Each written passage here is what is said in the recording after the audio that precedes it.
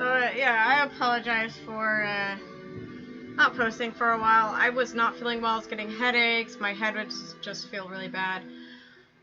Stuff like that. Also, about the music in the background, I'm still playing this game. Even though I finished it today, I'm still playing this game. So with that being said, we're going to go into human trafficking like I said I was. And then I'll tell you what's been going on with me after.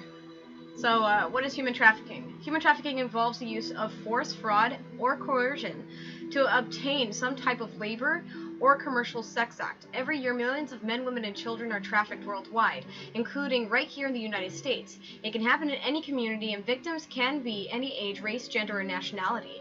Traffickers might use violence, manipulation, or false promises of well-paying jobs or romantic relationships to lure victims into trafficking situations. Language barriers, fear of their traffickers, and/or fear of law enforcement frequently keep victims from seeking help, making human trafficking a hidden crime. Traffickers use force, fraud, or coercion to lure their victims and force them into labor or commercial sexual exploitation. Pardon me, I just ate, and I had worked out. They look for people who are susceptible to a variety of reasons, including psychological or emotional vulnerability, economic hardship, lack of a social safety net, natural disasters, or political instability. The trauma caused by the traffickers can be so great that many may not identify themselves as victims or ask for help, even in highly public settings. Many myths and misconceptions exist. Recognizing key indicators of human trafficking is the first step to identifying victims and can help save a life. Not all indicators listed are present in every human trafficking situation, and the presence or absence of any of the indicators is not necessarily proof of human trafficking. The safety of the public as well as the victim is paramount. Do not accept to confront a suspected trafficker directly or alert a victim to any suspicions. It is up to law enforcement to investigate suspected cases of human trafficking. Now these are pink because I clicked on them already, so let's go into myths and misconceptions. Go already. Oh, sorry. Chapstick, hold on. Okay. So myths and misconceptions. Also, you can check this website if you want to. Woo! I'm exhausted from my run. There we go. Myths and conceptions. There are some common myths and misconceptions about human trafficking. Myth. Human trafficking does not occur in the United States. It only happens in other countries. Fact. Human trafficking exists in every country, including the United States. It exists nationwide, in cities, suburbs, and rural towns, and possibly in your own community. Myth. Human trafficking victims are only foreign-born individuals and those who are poor. Fact. Human trafficking victims can be any age, race, gender, or nationality. They may come from any socioeconomic group. Myth. Human trafficking is only sex trafficking. Fact. Sex trafficking exists, but it is not the only type of human trafficking. Forced labor is another type of human trafficking. Both involve exploitation of people. Victims are found in legitimate and illegitimate labor industries, including sweatshops, massage parlors, agriculture, restaurants, hotels, and domestic service. Myth. Individuals must be forced or coerced into commercial sex acts to be victims of human trafficking. Fact. Under U.S. federal law, any minor under the age of 18 who is induced to perform commercial sex acts is a victim of human trafficking, regardless of whether he or she is forced or coerced. Human trafficking. Myth. Human trafficking and human smuggling are the same. Fact. Human trafficking is not the same as smuggling. Trafficking is based on exploitation and does not require movement across borders. Smuggling is based on movement and involves moving a person across a country's border with that person's consent in violation of immigration laws. Although human smuggling is very different from human trafficking, human smuggling can turn into trafficking if the smuggler uses force, fraud, or coercion to hold people against their will for the purposes of labor or sexual exploitation. Under federal law, every minor induced to engage in commercial sex is a victim of human trafficking. Myth. Human trafficking victims will attempt to seek help when in public. Fact: human trafficking is often a hidden crime. Victims may be afraid to come forward and get help. They may be forced or coerced through threats or violence. They may fear retribution from traffickers, including danger to their families, and they may not be in possession of or have control of their identification documents. So now we're going to go back. And we're going to go into key indicators. No thanks, go away. I am busy. What is...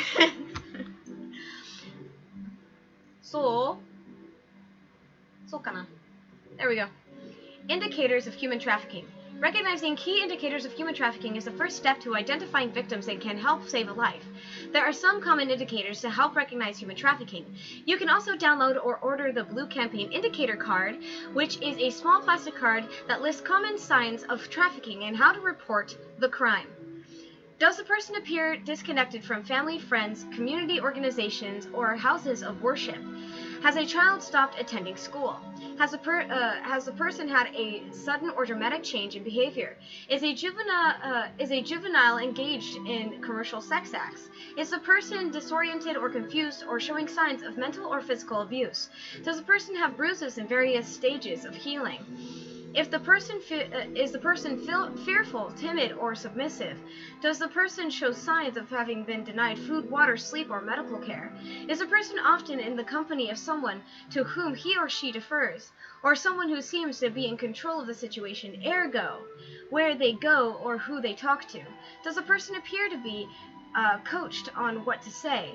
Is a person living in unstable conditions? Does a person lack personal possession and appear not to have a stable living situation? Does the person have freedom of movement? Can the person freely leave where they live?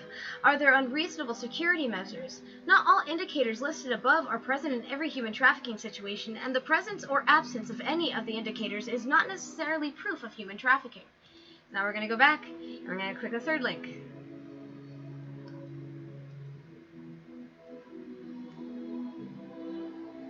So, save a life. Here we go. I had the tabs open for that. Human interest stories. These recent human trafficking cases illustrate common indicators of human trafficking, as well as efforts by the Department of Homeland Security and the Blue Campaign to protect victims and bring the perpetrators to justice. Preying on the vulnerable. At Halloween on Oxon Hill, MD, the trafficker met a 12-year-old runaway who asked for his help in finding a place to stay. Instead, the trafficker, a longtime member of the notorious MS-13 gang, forced the young girl into the commercial sex trade the very next day. For more than 3 months, he held her captive, coercing her to have sex for money multiple times a day at a variety of businesses, homes, apartments, and hotels in Northern Virginia. Rescuing the victim and successfully prosecuting the perpetrator was a result of collaborative efforts by the U.S. Immigration and Customs Enforcement's Homeland Security Investigations National Gang Unit, with assistance from the Northern Virginia Human Trafficking Task Force. Traffickers prey on victims with little or no social safety net. Children and young adults without stable family relationships are uniquely vulnerable. From Trust to Trafficking. In Chicago from 2008 to 2010, a trafficker recruited and groomed 3 women from the Ukraine and 1 from Belarus to become part of his family. He offered them jobs, a place to live, and lured each one into a romantic relationship with them. After gaining their trust, he confiscated their passports and identity documents. Then he forced them to work long hours, often beating, mentally abusing, extorting, and sexually exploiting them. HSI led the investigation in coordination with the Cook County State Attorney's Office and the Cook County Human Trafficking Task Force. Blue Campaign's victim-centered approach ensured that the women received necessary victim assistance services. All 4 women testified as government witnesses at the trial. False promises of the American dream. 3 confirmed victims, along with 10 potential victims, were rescued from a sex trafficking ring operating in Georgia, Florida, North Carolina, and South Carolina. The victims were enticed from Mexico and elsewhere to travel to the U.S. with false promises of the American dream. Once here, the women were cut off from their families. They were threatened and forced into commercial sex acts throughout the Southeast. One victim reported she was routinely beaten by her trafficker.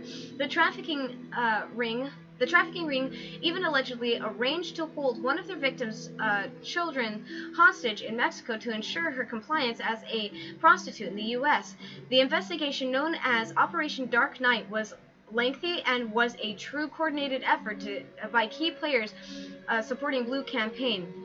Operation Dark Night was led by HSI, with assistance from the FBI, the Bureau of Alcohol, Tobacco, Firearms, and Explosives, U.S. Customs and Border Protection, CBP Air and Marine Operations, the Internal Revenue Services, Criminal Investigations, the Savannah Chatham Metropolitan Police Department, the Chatham County Sheriff's Office, the Garden City Police Department, and the Chatham-Savannah Counter-Narcotics Team. That's a lot. Wow, they got on top of it. That's amazing. Brothers in Crime. For more than 7 years, from 2003 to 2010, 3 brothers operated a sex trafficking ring in which they lured young Mexican women, some only 14 years old, and forced them to work in the sex trade in Mexico, New York, and other areas within the United States. The victims were required to turn over all their earnings and threatened with violence against their families. They were also directed to send money to the brothers' family in Mexico using wire transfer service companies, sums ranging from a few hundred to a few $1,000s were transferred at a time, always under fake names. The 3 brothers frequently relied on each other to watch over the victims when any of them traveled back and forth to Mexico. For this investigative initiative, the U.S. and Mexico collaborated to bring high-impact prosecutions under both U.S. and Mexican law to more effectively dismantle human trafficking networks operating across the U.S.-Mexico border, prosecute human traffickers, rescue human trafficking victims, and reunite victims with their families. 10 years of trickery and torture.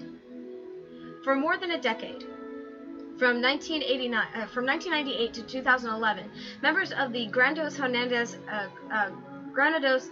Hernandez sex trafficking organization smuggled women from Mexico illegally into the United States, forced them to work in the commercial sex trade in New York, and collected profits from their activities. When the victims arrived in New York, they learned, most for the first time, that the Granados Hernandez organization intended to sexually exploit them for money. When they refused or resisted, the women were beaten, sexually assaulted, and told that their families would be harmed. After they were rescued, a vast network of organizers and individuals provided services and advocacy to those victims, including Safe Horizons, Sanctuary for Families, the Urban Justice Center, the New York City Bar Justice Center, the Legal Aid Society, Civil Division, Bronx, My Sister's Place, Benu's Legal Services, the Hispanic Advocate, I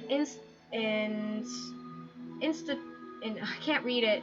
I can't read Spanish, guys. Instituto. I'm gonna read it like Japanese, sorry. Para las mujeres en la migración. Hey, I get it. And numerous local attorneys and law firms. I am not good at Spanish. Never learned it. Sorry about that. I'm sorry. I love you. The youngest victims, the victim's children. A human trafficking victim was reunited with her child, who had been rescued in Mexico from a trafficking organization. The mother and child had been separated by the organization for over 10 years. After substantial post-conviction investigation and international coordination, the child was located and reunited with the mother. Though the coordinated work of the HSI and the Eastern District of New York's anti-trafficking program, 14 children have been reunited with their mothers, all of whom have been trafficked. Okay. Imprisoned in your neighborhood, the trafficker, a former resident of Georgia and a citizen of citizens of Nigeria, traveled to her home country in 2001 and enticed a 17-year-old girl to come to the U.S. to work as her nanny. I choked on my spit. Once here, she abused the girl, beating her for not cleaning well or not responding fast enough to her crying child, and for talking back to her. A witness to the abuse, a friend of hers, helped the victim escape. The defendant was not deferred and traveled back to Nigeria to lure a second victim who was subjected to the same treatment and abuse. Eventually, the second victim also escaped. This case was investigated by HSI, the FBI, and the State Department Diplomatic Security Services. It was complicated by the fact that the defendant left the country during the investigation. The defendant was found and arrested at a Houston airport as she tried to re-enter the country. The defendant was also prosecuted and convicted of 8 counts by a federal jury. Okay, so there's that. Did we read this already? It's bright.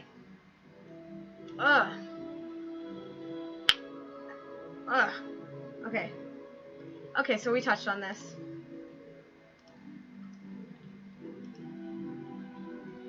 God, that was bright. You know, like, dude. Okay. So here's a pamphlet. It's a PDF, I believe. Yeah, it is. It's a PDF file. ILO indicators of forced labor. So we're just gonna go into forced labor. Let me see. Blue campaign.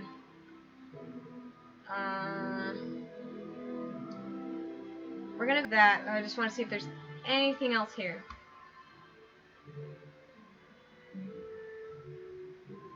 Oh, go back. Was that something I should read?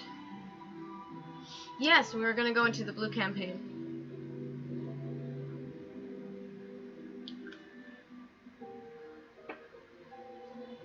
About the blue campaign. Blue campaign is a national public awareness campaign designed to educate the public, law enforcement, and other industry partners to recognize the indicators of human trafficking and how to appropriately respond to possible cases. Blue Campaign works closely with DHS components to create general awareness training and materials for law enforcement and others to increase detection of human trafficking and to identify victims. Located within the Office of Partnership and Engagement, Blue Campaign leverages partnerships with the private sector, non-governmental organizations, law enforcement, and state local authorities to maximize national public engagement on anti-human trafficking efforts. Blue Campaign's educational awareness objectives consist of 2 foundational elements: prevention of human trafficking and protection of exploited persons. Through the Blue Campaign, DHS raises public awareness from human trafficking, working with organizations and making awareness, raising resources available to educate the public to recognize human trafficking and report suspected instances. The Blue Campaign also offers training to law enforcement and others to increase detection and investigation of human trafficking and to protect victims and bring suspected traffickers to justice. To view all available Blue Campaign resources, please visit our resources page. #WearBlueDay. National Human Trafficking Awareness Day is recognized each year on January 11th. In recognition of this important day, Blue Campaign hosts a social media campaign called Wear Blue Day to raise awareness of human trafficking. We ask people to take photos of themselves, friends, family, and colleagues wearing blue clothing and share them on social media along with our Wear Blue Day hashtag. Victim-centered investigations. DHS is responsible for investigating human trafficking, arresting traffickers, and protecting victims. DHS also provides immigration relief to non-U.S. citizens, victims of human trafficking. DHS utilizes a victim-centered approach to combat human trafficking, which places equal value on identifying and stabilizing victims and on investigating and prosecuting traffickers. Victims are crucial to investigations and prosecutions. Each case and every conviction changes lives. DHS understands how difficult it can be for victims to come forward and work with law enforcement due to their trauma. DHS is committed to helping victims feel stable, safe, and secure. And you can learn more about that. And let me see. A unified DHS effort. DHS and its components coordinate and unite our efforts to combat human trafficking under the Blue Campaign. Learn about immigration and customs enforcement. About ICE.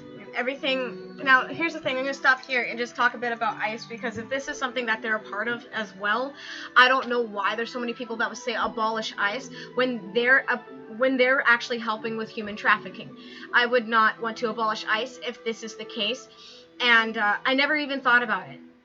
I never even thought about abolishing ICE, ever. It's not my prerogative, it's not something that I actually want to do, and if anything, knowing that they're there to also help prevent and actually catch people who are victims of human trafficking and to actually prosecute those who are human traffickers, then I would do anything to keep ICE in place, if that's going to be the case. Because what we're primarily talking about at this point is not just like, people of age, but the one thing that concerns me the most when it comes to human trafficking is children. I am very compassionate towards children. I want them to be protected. I want them to be with their families. I care about them greatly, and that's because I have friends with a kid, and he's my godson to me. He's my godson, and I love him to death. He's a sweetheart. He's awesome. Sometimes he's annoying. He's a backseat gamer to all hell, but you know what? He's a great kid. He's a beautiful kid, and I love him to death. And I would do anything to protect them and their child. So, with that being said, if considering that ICE is just like a part of this, I would not abolish ICE. I don't agree with that, and I don't agree with people who want to abolish ICE either. Anyway, ICE, Homeland Security Investigations, HSI, investigates international and domestic cases of human trafficking and provides support to victims. ICE accomplishes this mission by making full use of its authorities and expertise, stripping away the traffickers' assets and profit incentives, collaborating with the U.S. and foreign partners to attack networks worldwide, and working in partnership with non-governmental organizations to identify, rescue, and provide assistance to trafficking victims. You see what I mean? Like, I don't agree with anybody who wants to abolish ICE. They think it's all about, like, immigration or whatever, but, I mean, it's a part of it. It's a part of it, but this is primarily what it is, right? So if this is the case, people need to leave it alone, because this is what they're doing, and people don't know that, apparently. It's really fucking stupid. Sorry, I cussed. ICE HSI Victim Assistance Specialists assess a victim's needs and work with law enforcement agents to integrate victim assistance considerations throughout a criminal investigation. During case investigations, victim assistance specialists assess a victim's needs and work with law enforcement agents to integrate victim assistance considerations throughout a criminal investigation. ICE HSI can also assist a victim in getting a short-term immigration relief called continued presence, which is available only upon request by law enforcement. In the absence of other resources, DHS has an emergency assistance fund, which is available for emergency victim assistance needs. That's beautiful. That's awesome. I'm glad. I'm really glad. U.S. Citizenship and Immigration Services. USCIS helps protect victims in human trafficking and other crimes by providing immigration relief. Two types of immigration relief for victims of human trafficking and other crimes are available through USCIS. So here you have these two. U.S. Customs and Border Protection. The focus of CBP is to prevent human trafficking and identify victims of human trafficking along our nation's borders and at our ports of entry. With more than 42,000 frontline CBP officers and Border Patrol agents protecting nearly 7,000 miles of land border and 327 ports of entry, including official crossing by land, air, and sea, CBP is uniquely situated to deter and disrupt human trafficking. And everybody's going on about immigration, but like, so what? This is something that people are trying to stop, and people need to like wake up on that. They really do. Federal Law Enforcement Training Center, FLETC, provides career-long training to law enforcement professionals on how to identify indicators of human trafficking, immigration options available for potential trafficking victims, and how to conduct human trafficking investigations. FLETC developed a web-based human trafficking training course that teaches officers how to recognize human trafficking, encounter during routine duties, how to protect victims, and how to initiate human trafficking investigations. The unified government approach. The president's I'm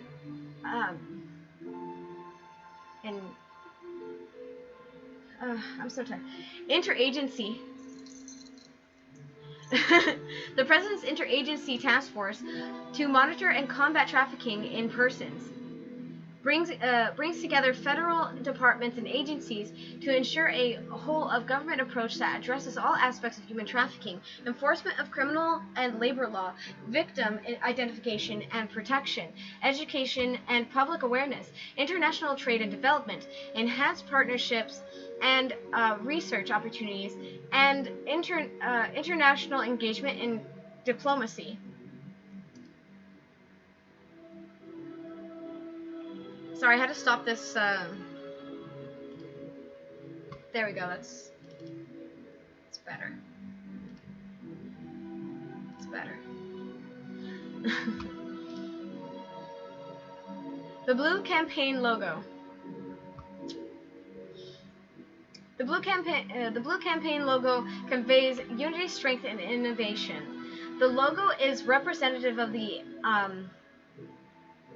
unprecedented collaboration among our dedicated government and non-government partners in the fight against human trafficking. The color blue is internationally symbolic of human trafficking awareness, and the blue campaign's name references the global anti-human trafficking symbols, the blue heart and the blue blindfold, as well as a thin blue line of law enforcement. Love that. And then there's the follow us here, if you like. Cool. Let me see.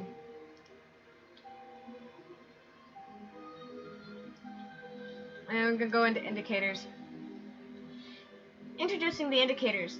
This booklet represents an introduction to the ILO indicators of forced labor. These indicators are intended to help frontline criminal law enforcement officials, labor inspectors, trade union officers, NGO workers, and others to identify persons who are possibly trapped in a forced labor situation and who may require urgent assistance. The indicators represent the most common signs or clues that point to the possible existence of forced labor case. The indicators are derived from theoretical and practical experiences of the ILO Special Action Program to combat forced labor. They are based upon the definition of forced labor specified by the ILO Forced Labor Convention 1930. All work or service which is exacted from any person under the menace of any penalty and for which the said person has not offered himself voluntarily. The booklet presents the 11 indicators in turn, providing real-life examples to illustrate each one, accompanied by a brief explanation of what the indicator means in practice. The indicators will help you to understand how forced labor arises and how it affects its victims. The indicators are abusive vulnerability, deception, restriction of movement, isolation, physical and sexual violence, intimidation and threats, retention of identity documents, withholding of wages, debt bondage, abusive working and living conditions, excessive overtime. The presence of a single indicator in a given situation may, in some cases, imply the existence of forced labor. However, in other cases, you may need to look for several indicators which, taken together, point to a forced labor case. Overall, the set of 11 indicators covers the main possible elements of a forced labor situation and hence provides the basis to assess whether or not an individual worker is a victim of this crime. Further guidance on how to use the indicators in practice is provided in the ILO e-learning tool on identifying and investigating cases of forced labor. Abuse of vulnerability. And it says here, a Chinese maid who worked 365 days a year did not speak a word of French except good morning and good evening. She was kept in a situation of dependence because of the language, continuous work and isolation. That maid was a veritable slave, a labor inspector in France.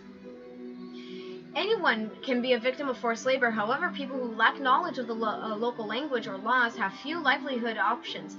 belong to a minority religious or ethnic group, have a disability, or have other characteristics that set them apart from the majority population, are especially vulnerable to abuse and more often found in forced labor.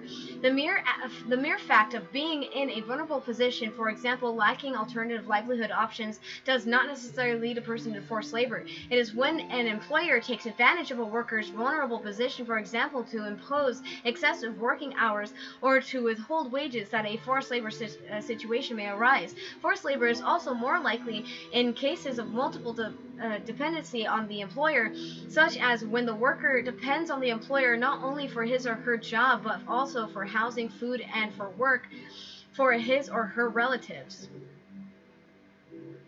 Deception. My mom told me her sister was planning to come and get me so that I could start living with her. It was my auntie who promised to pay for my school expenses, but did not fulfill her promises. Instead, she turned me into a maid, a young Zambian woman. Deception relates to the failure to deliver what has been promised to the worker, either verbally or in writing. Victims of forced labor are often recruited with promises of decent, well-paying jobs. But once they begin working, the promised conditions of work do not materialize. The workers find themselves trapped in abusive situations without the ability to escape. In these cases, workers have not given free or informed consent. Had they known the reality, they would never have accepted the job offer. Perceptive recruitment practices can include false promises regarding working conditions and wages, but also regarding the type of work, housing, and living conditions, acquisition of regular migration status, job location, or the identity of the employer. Children may also be recruited through false promises made to them or their parents concerning school attendance or the frequency of visits by or to their parents. Restriction of movement. There are bars on the windows and an iron door, like a prison. It was impossible to escape, not even worth contemplating. It lasted 2 months. They took me to clients and brought me back, always under guard. A 16-year-old girl from Kazakhstan trafficked for prostitution in Russia. Forced laborers may be locked up and guarded to prevent them from escaping at work or while transported. If workers are not free to enter and exit the work premises subject to certain restrictions which are considered reasonable, this represents a strong indicator of forced labor. Legitimate restrictions might include those relating to protection of the safety and security of workers in hazardous work sites, or the need to request prior permissions of the supervisor to attend a medical appointment. Forced laborers may have their movements controlled inside the workplace, though the use of surveillance cameras or guards and outside the workplace by agents of their employer who accompany them when they leave the site. Isolation.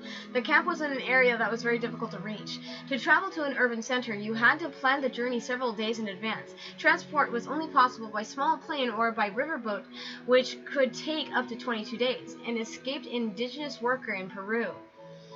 Victims of forced labor are often isolated in remote locations, denied contact with the outside world.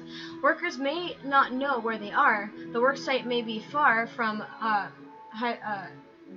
habitation, and there may be no means of transportation available, but equally, workers may be isolated even within populated areas by being kept behind closed doors or having their mobile phones or the other means of communication confiscated to prevent them from having contact with their families and seeking help. Isolation can also be linked to the fact that the business's premises are informal and not registered, making it very difficult for law enforcement and other agencies to locate the business and monitor what is happening to the workers. Physical and sexual violence. The abuse started almost immediately after I arrived and became more frequent and violent. I was regularly slapped, whipped, and punched. A 22-year-old Cambodian domestic worker in Malaysia. Forced laborers, their family members, and close associates may be subjected to actual physical and sexual violence. Violence can include forcing workers to take drugs or alcohol so as to have greater control over them. Violence can also be used to force a worker to undertake tasks that were not part of the initial agreement, such as to have sex with the employer or a family member, or less extreme, to undertake obligatory domestic work in addition to their normal tasks. Physical abduction or kidnapping is an extreme form of violence which can be used to take a person captive and then force them to work. As violence is not acceptable as a disciplinary measure under any circumstances, it is a very strong indicator of forced labor. Intimidation and threats. When I told the woman I was working for that I wanted to leave, she threatened me and said that unless I paid $600, she would go to the police and tell them I had no papers. There was nothing I could do because I don't have papers, and I know the police will not help me. A 31-year-old Ethiopian migrant worker in Lebanon. Victims of forced labor may suffer intimidation and threats when they complain about their conditions or wish to quit their jobs. In addition to threats of physical violence, other common threats used against workers include denunciation to the immigration authorities, loss of wages or access to housing or lands, sacking of family members, further worsening of working conditions, or withdrawal of privileges, such as the right to leave the workplace. Constantly insulting and undermining workers also constitutes a form of physical coercion designed to increase their sense of vulnerability. The credibility and impact of the threat must be evaluated from the worker's perspective, taking into account his or her individual beliefs, age, cultural background, and social and economic status. Retention of identity documents. As I passed through immigration, the driver grabbed my passport. I cannot leave because my passport is with the employer, and I cannot move around without it. A Nepali man working as a cleaner in the United Arab Emirates. The retention by the employer of identity documents or other vulnerable personal possession is an element of forced labor if workers are unable to access these items on demand, and if they feel that they cannot leave the job without risking their loss. In many cases, without identity documents, the worker will not be able to obtain other jobs or access essential services, and may be afraid to ask for help from authorities or NGOs. Withholding of wages. At the beginning, he promised me a salary and I started to work. He gave me food and sometimes brought me some clothes, but I was still waiting for my salary. When I asked him about my salary, he would say, after selling these products, I would continue working with him nevertheless. One night, I told him I wanted what he owed me because I wanted to leave. He jumped at me and started beating me and shouting at me, "You can leave if you want, but I won't give you anything." I left crying. I had stayed 16 months at this place, but got nothing. A 16-year-old boy in Niger. Workers may be obligated to remain with an abusive employee while waiting for the wages that are owed to them. The fact that irregular and delayed payments of wages does not automatically imply a forced labor situation, but when wages are systematically and deliberately withheld as a means to compel the worker to remain and deny him or her of the opportunity to change employer, this points to forced labor. Debt bondage. A worker borrowed Rs. $20,000 from a middleman. When he had paid back all but Rs. $4,000, the middleman falsely claimed that the worker owed him $40,000. He was made to work in the mine while the middleman's son kept watch outside. A labor leader in a mine in Pakistan. Forced laborers are often working in an attempt to pay off an incurred or sometimes even inherited debt. The debt can arise from wage advances or loans to cover recruitment or transport costs, or from daily living or emergency expenses, such as medical costs. Debts can be compounded as a result of manipulation of accounts, especially when workers are illiterate. Debt bondage may also arise when children are recruited in exchange for a loan given to their parents or relatives. Employers or recruiters make it difficult for workers to escape from the debt by undervaluing the work performed or inflating interest rates or charges for food and housing. Debt bondage or bounded labor reflects an imbalance in power between the worker debtor and the employer creditor. It has the effect of binding the worker to the employer for an unspecified period of time, anything from a single season to years, or even successive generations. It bears no resemblance to taking a normal loan from a bank or other independent lender for repayment on mutually agreeing and acceptable terms. Abusive working and living conditions. The workers were housed in plastic shacks, drinking contaminated water, and they were kept in holes behind bushes in order to hide them until we left. A labor inspector describing the conditions of a Brazilian fazenda. Forced labor victims are likely to endure living and working conditions that workers would never freely accept. Work may be performed under conditions that are degrading, humiliating, or dirty, or hazardous, difficult, or dangerous without adequate protective care, and in severe breach of labor law.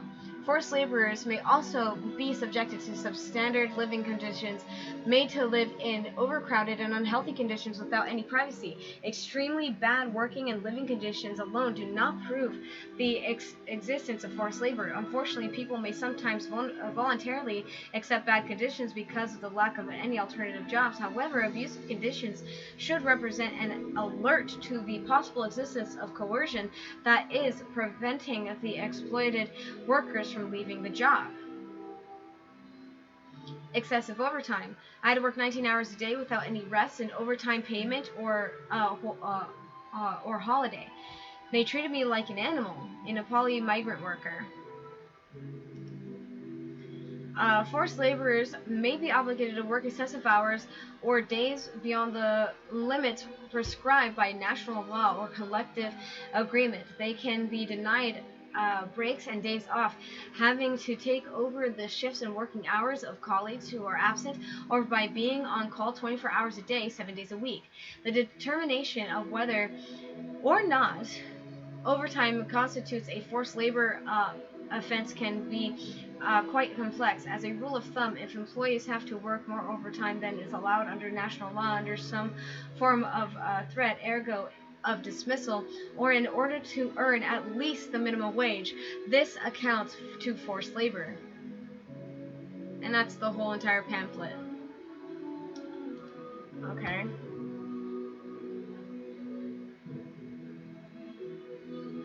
And then what's this?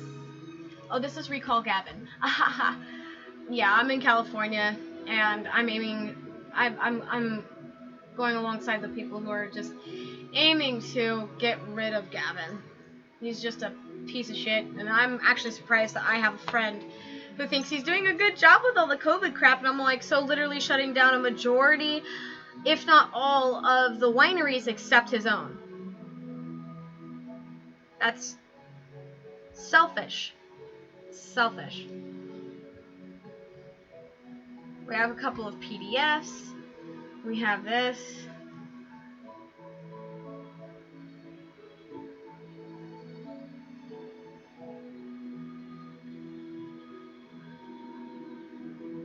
This is a whole course, and maybe we should get into that later. As for me resting for the past couple of days or so, I have just been so warped. I've been having tension headaches. I've been feeling lightheaded and all this other stuff. I haven't been sleeping very well. And I did say on TikTok that I was rather enraptured by Final Fantasy VII. And, you know, that's just because I was so tired. I didn't want to post videos. I didn't want to do anything because I was just so exhausted. And I went, you know what? I'm so tired. You know, like, I'm just going to rest. And when I feel like I have the energy to post, I'll post an update with what's been going on and why I haven't been posting. So, I mean, I'm still doing what I'm doing. It's just, I've been fucking exhausted. Like, this is a lot of work, doing this, doing all the research, sitting here. I actually removed the back of my chair. Like, I'm not even kidding. This is a oscillating chair, and yeah, like, I removed the back of my chair so I could fix my posture, but that's not working because I've been like this the whole time. But I mean, I'm working on myself a little bit more. I'm trying to rest better so that I can actually do this with a little bit more gusto. As you can probably tell, toward the end I was getting kind of tired.